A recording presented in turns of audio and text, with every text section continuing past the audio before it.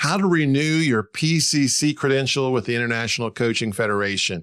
It seems overwhelming, honestly. I just applied myself, and it just feels like there's so much information. It's like doing your taxes and you're having to look up what's item 10 and do I qualify? It just feels to me, and some people may love that and feel exhilarated by looking at it, but I think most people get this kind of sickening feeling when it comes to kind of filling out an application and renewing your credential. So let me see if I can sum it up really quickly for you. I want you to picture two buckets. This is the first bucket. This is the second bucket. Let's focus on the first bucket, because here's the trick. Here's the thing that helps so much. If I can get enough continuing coach hours in the first bucket, it overflows into the second bucket. So that's a great deal for me. I don't have to worry about the second bucket so much. If I can fill the first bucket so full that it overflows, it goes into the second bucket.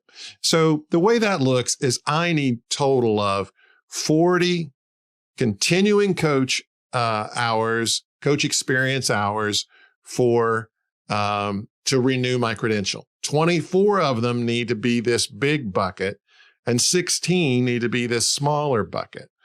I think I switched buckets there, but hopefully you still get what I mean.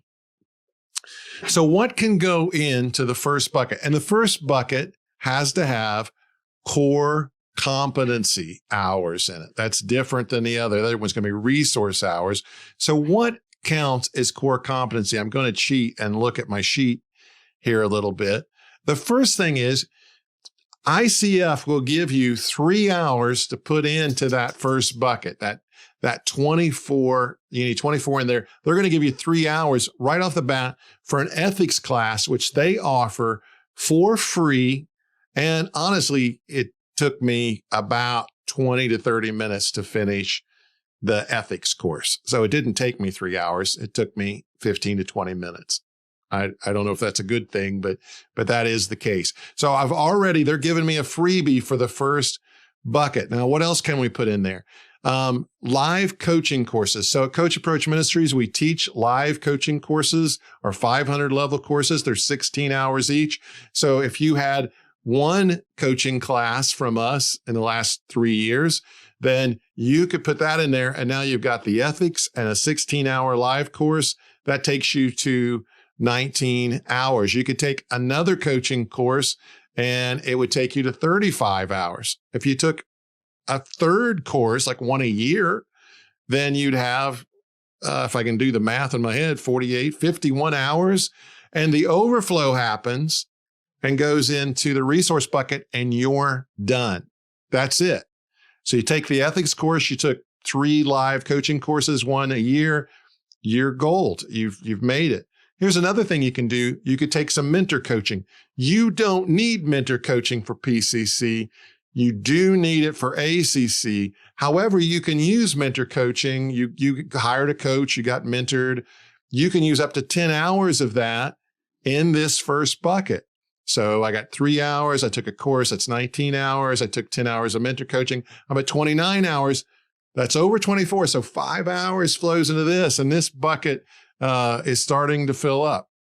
Another one you can do is what we call the Learning Lab. If you're a part of our community or you're a part of the coaching exchange with Coach Approach Ministries, once a month, we have 1 hour where one of our trainers spends time talking about a competency. If you come to that live, we track it and we'll give you that 1 hour. So there's 12 months in a year. There's 12 learning labs. You can get 12 hours of continuing coach experience from just attending these 1 hour sessions. Again, so you think about that big bucket, 3 hours plus a class is 19, plus 12 is 31. The overflow happens, 7 hours comes in to this other bucket. That's the way I want this to work. We have e-courses, so work at your own pace. And some of them can be counted as core competency. You have to take a quiz and get the right certificate for it. But that can be anywhere from 2-3 hours to our latest e-course is 7 hours. that goes into that first bucket.